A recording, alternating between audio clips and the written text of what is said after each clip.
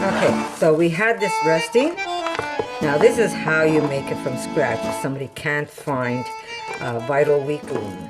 And when you do wash this, you want to wash it in not super cold water, but the water has to be cold, because if you wash it in hot water, you're going to activate the gluten and then you're going to have one big mess. So this has to be kneaded. So you keep kneading this and you keep letting it rest. It's going to take a while to do this, but you're in no hurry. And if you find that you're not ready to do this, like in the same day, put the dough in the refrigerator, let it rest even longer. Come tomorrow, then wash out your gluten out of your dough ball. Wash the starch out of your dough ball. Now, this one here feels very pretty elasticy. It could be even more. So I could either put it in the food processor, or I could keep doing this by hand. And then I'm going to show you what's left of it. I'm going to show you the size, because I'm not going to let you sit there while I wash it. That's what it looks like in my container. And when I'm done, I'm going to put whatever's left in this container to show you what really comes out of it when you're washing your seitan. But it's really, really easy. So I'm going to go wash this, and I'll see you in a bit. Okay, here's a little something that I do. I take my dough ball and I place it right into some cold water, and I just let it sit there. And what it does is it helps me release some of the starch. Is a lot easier. And you could also use a sift that you put right underneath, so it keeps all your gluten in there so you don't lose it when you're washing. Especially if you're doing it the first time, you might find that you're losing your seitan, your gluten, right down the drain. So by using the sift, just holds everything in there for you so you don't lose anything. But I will just let this sit in the water, and then I'm going to go massage it and get some starch out, and then let it sit again. So this way I don't have to stand at the sink all day long. I do have a video on how I make my seitan from scratch. I could link you so you could go see. But basically, I'm going to let it rest in water, massage it, get some of the starch out of it, and then I'm going to put some clean water, and again, just let it sit. And while this is sitting, I could either go do the beds or do something around the house, plant some flowers, and then come back and do it. So you don't have to just stand there under cold water and rinse the starch out of your seitan or out of your dough. So it really isn't hard to do, guys, and it's a lot cheaper. Let me tell you, if you're going to make your gluten out of flour, it's going to cost you pennies rather than dollars, because a bag here in Montreal, a bag of gluten is over $10. Some places I might get it on special for $9. I've even had it at 8 something, but expensive. So if you could do it from scratch, it's a good idea. I also have a sausage recipe where, if you want, I'll link that for you, where I wash my seitan and then I make sausages out of it. Really, really good. And I'm talking pennies to make sausages. So guys, I'll see you in a bit, and I'll show you how I do this. Okay guys, ready?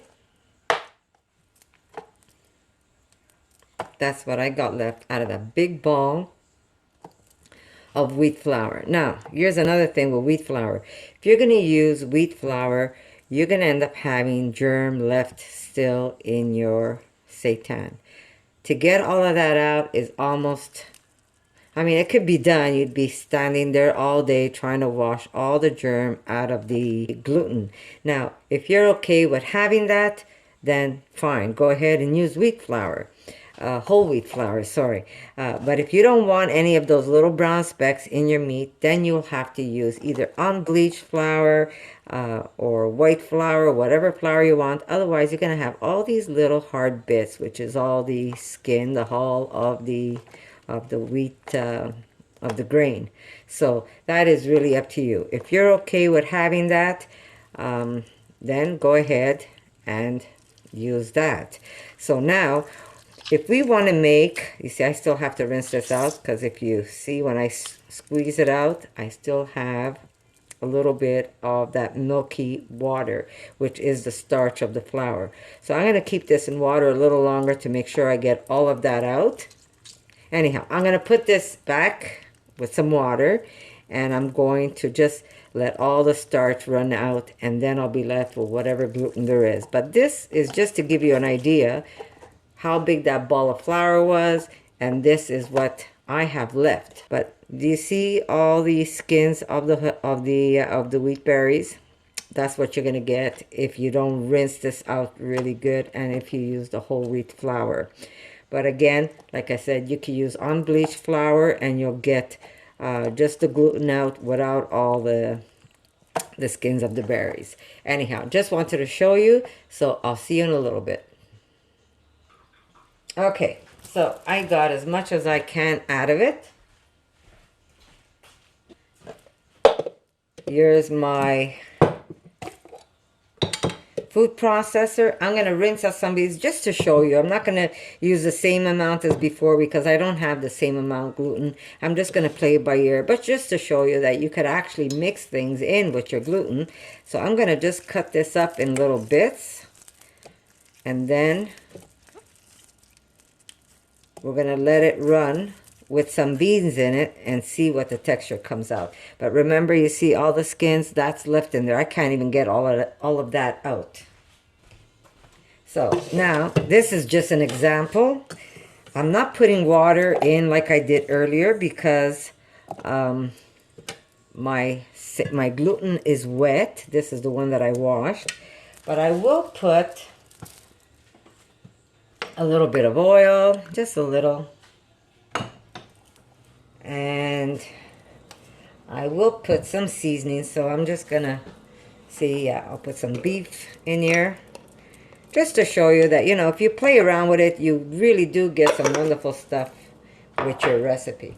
Here we go. I'm gonna put some mushroom powder in this one. Again, I'm only eyeballing it because I don't have a measurement. I was just gonna show you that you're able to wash out flour, get some gluten, and then add ingredients to your mixture and get some meat out of this. So I'm just going to process this and show you what we're going to get.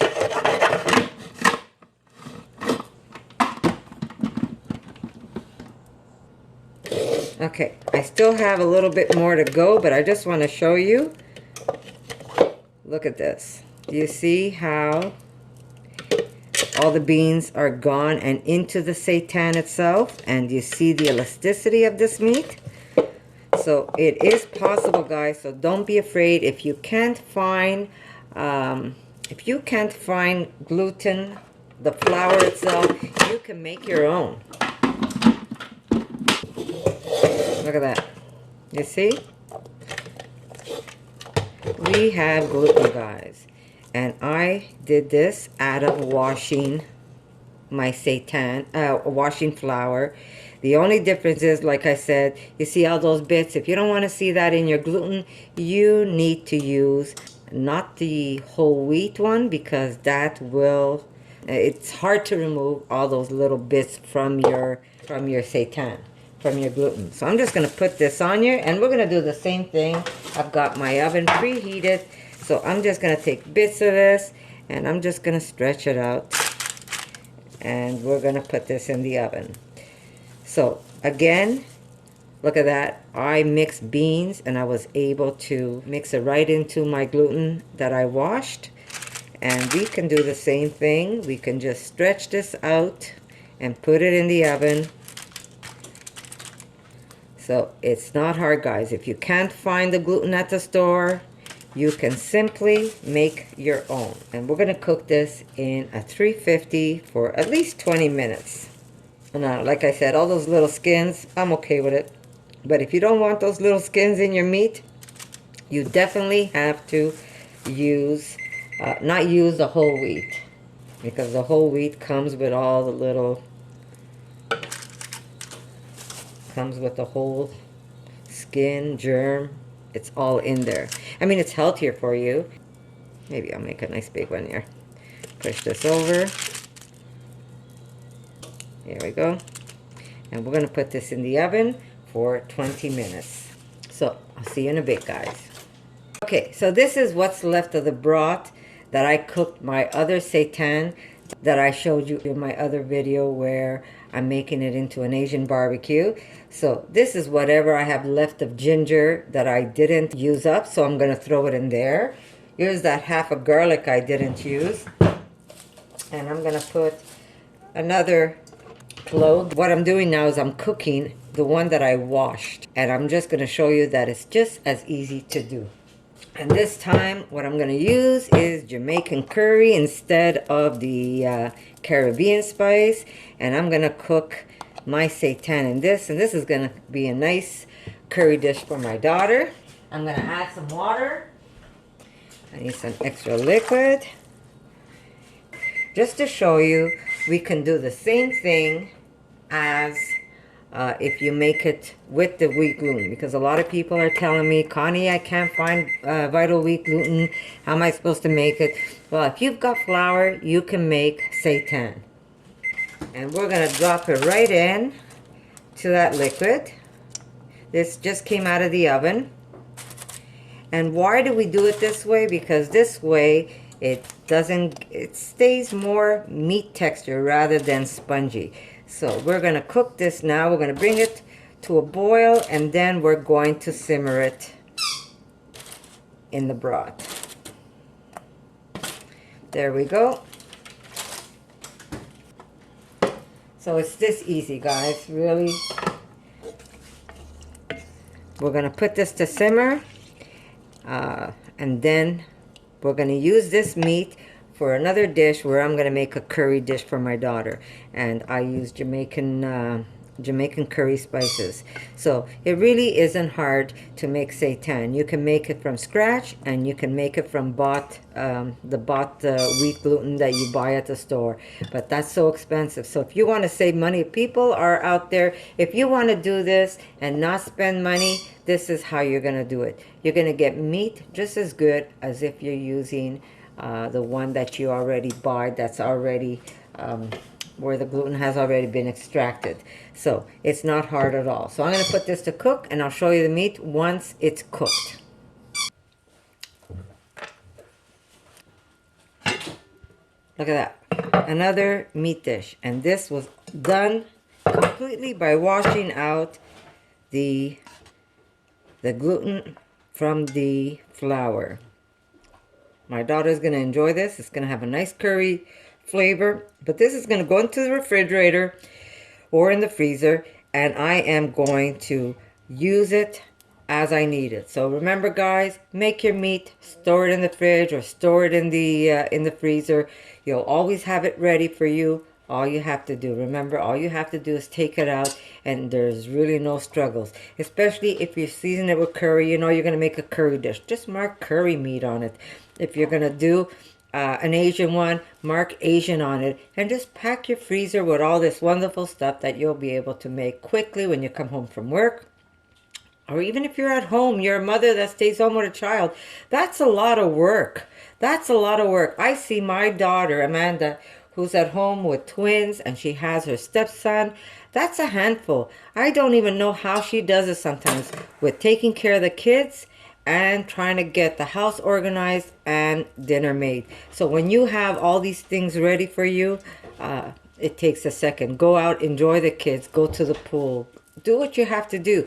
And when you come home, your food is prepared and ready for you. So it really is simple. And like I said, guys, if you can't find vital wheat gluten at the store, you can make your own seitan just by washing a little bit of flour. And look at this. This is dinner for maybe 2 or 3 people, maybe even 4, depending how much meat you would eat. But if you have other sides, this could be dinner for 4, and all it took was a little ball of dough like this that shrunk down to nothing. But once we put the beans in it and the seasoning and we cooked it, it expands and we have meat. So it really doesn't take that much to do. It doesn't take that much work, and it's really, really easy, guys. So I hope you like this video, and if you do, again, give me a thumbs up, leave a comment, share me with some of your friends. I really appreciate it, and I'll see you in my next video, guys.